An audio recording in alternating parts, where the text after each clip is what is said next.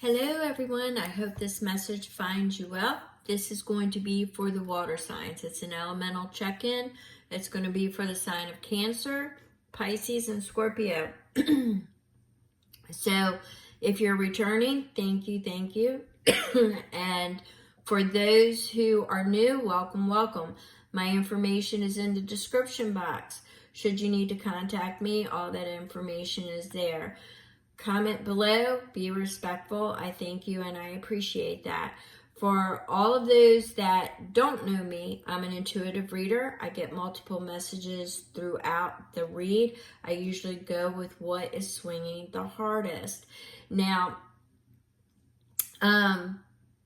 if at the end of this read, nothing fits, nothing's vibing, it's not in your wheelhouse, it's not pertaining to people you're interacting with, I have other content on the channel.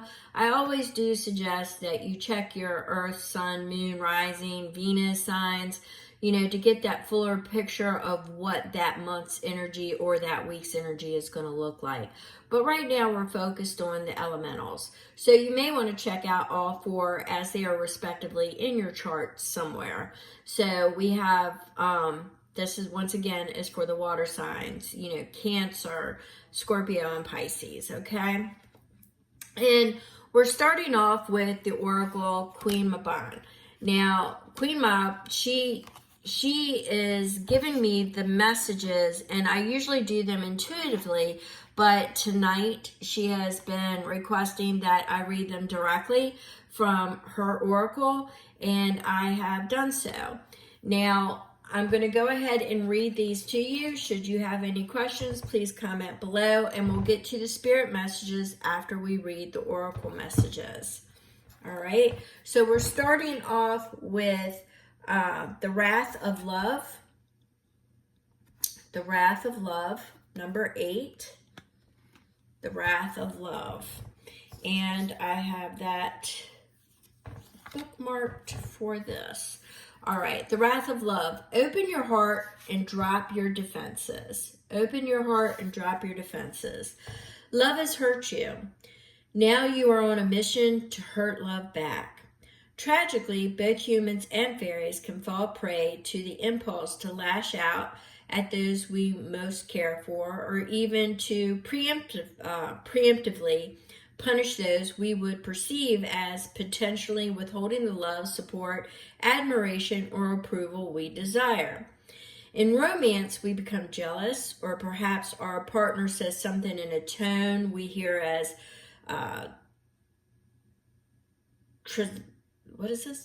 reluctant, sarcastic, or dismissive. Translucent. Okay, I don't think that's spelled right there. Translucent, sarcastic, or dismissive.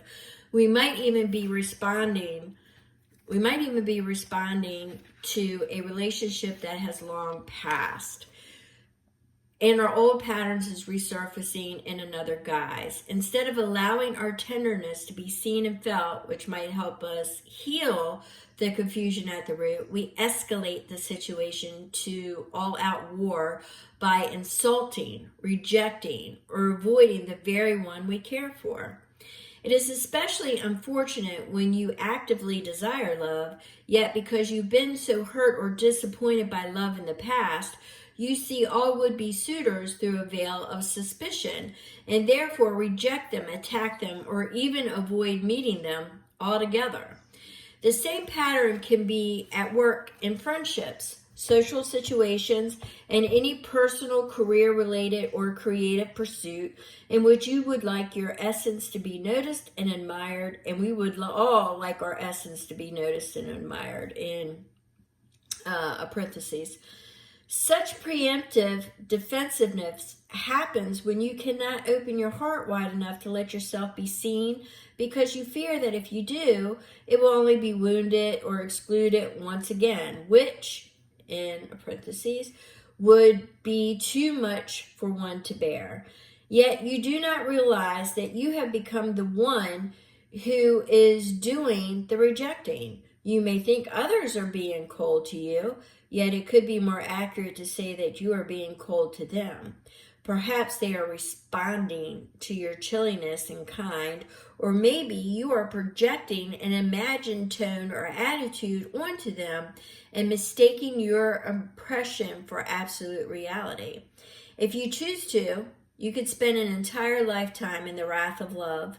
But if you truly want companionship and camaraderie, you profess to, you must leave your poison arrows behind. Amen, amen. I know a couple of water signs that needed to hear that. You might want to rewind that and play it back several times. All right, so the next one is everlasting farewell. Everlasting farewell. All right, so with that everlasting farewell, we have say goodbye. Why is autumn so radiant and its light so golden? It is the season at the summer's end. It is glowing goodbye to yet another happy spell of sunlight, growth, life, and warmth. Its fleeting nature reminds us of the passing beauty of this life and the ephemeral nature of the pleasures it contains. Something is now passing out of your life permanently. A friendship, a past endeavor or dream, or a cherished chapter of your life.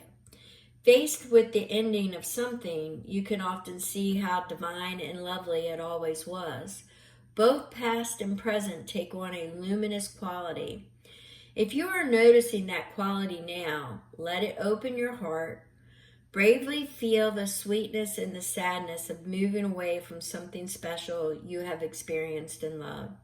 It can be difficult to say goodbye forever, but that is what you are doing now, or what you must do. If you are ending a romantic relationship or a friendship that isn't right for you, you must truly end it. This is not a time to desperately cling to an ideal you know in your heart is no longer possible or never really was. We cannot tell our emotions what to do, so love or rage at this person as you must, but be willing to let them go and then follow through. If someone is ending a relationship with you, respect their wishes to do so. Let go, grieve, feel the fullness of the pain that is there, but be willing to bid a grand and final adieu. You do not need this person or this relationship. You will be fine without them. In time, in fact, you will certainly prosper and thrive. If a loved one is passing out of the material realm of the humans and into the ethereal realm of the spirits, you are indeed saying goodbye to the human form forever. But you are not saying goodbye to the eternal essence. That, like love, can never dissolve or die. Grief will be present, of course, always, always. Breathe.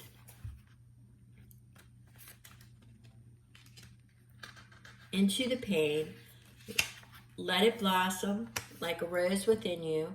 Trying to avoid pain or shrink away from it's not brave but cowardly, and it will only cause you to suffer more. But all the while, remember that you will never be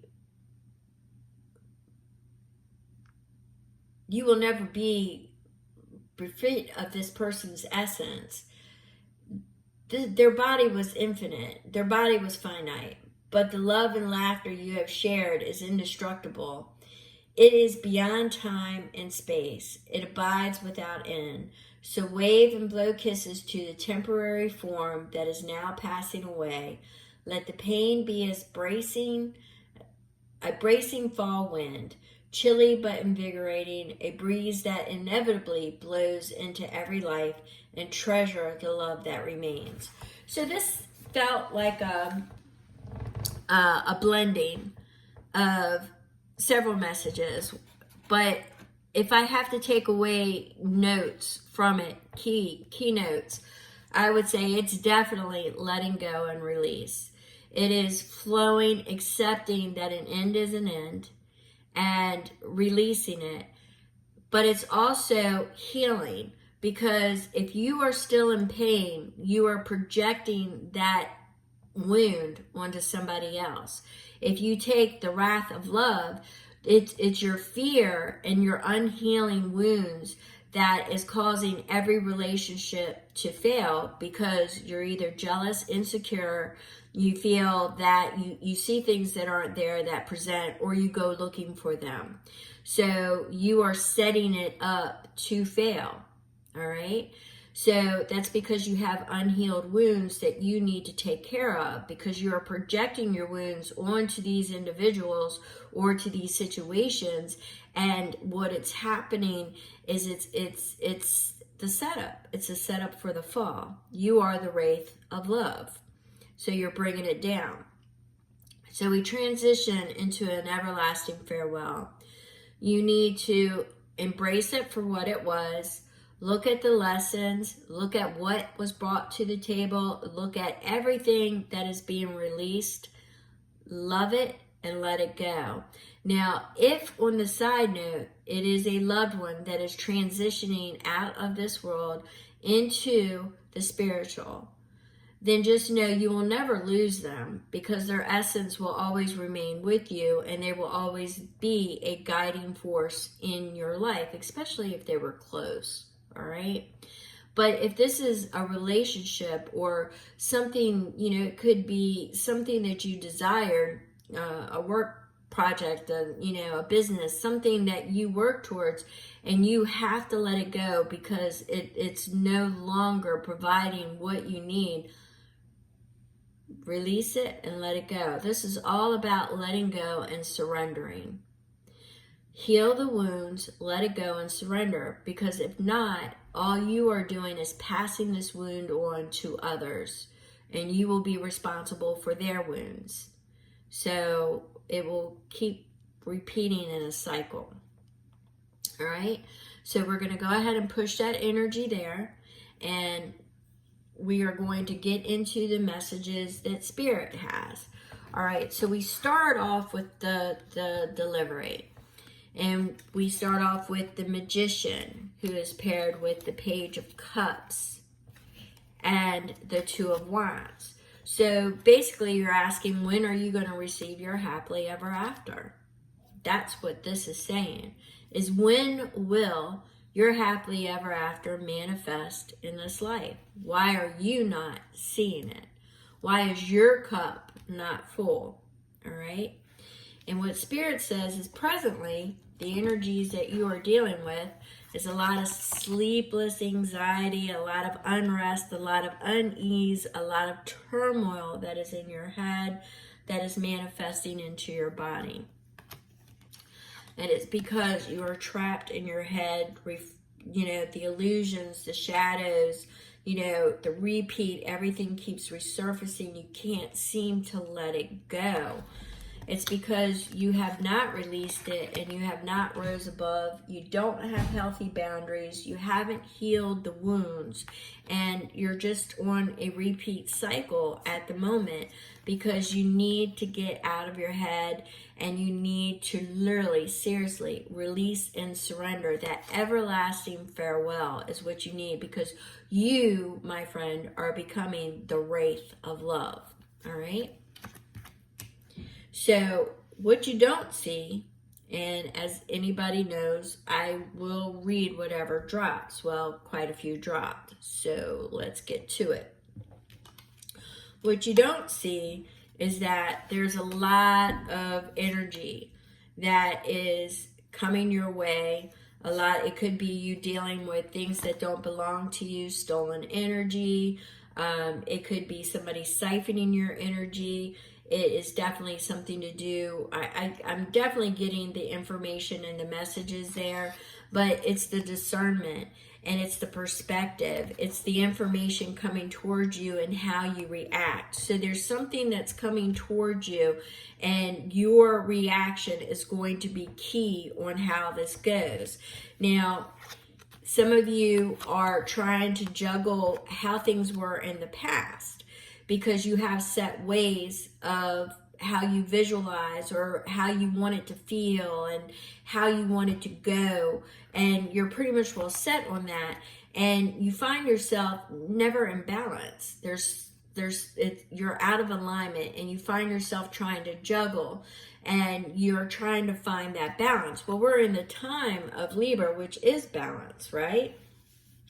So things might crash because you have a lot of illusions, a lot of distractions, a lot of things that just really are a perspective that may not even exist.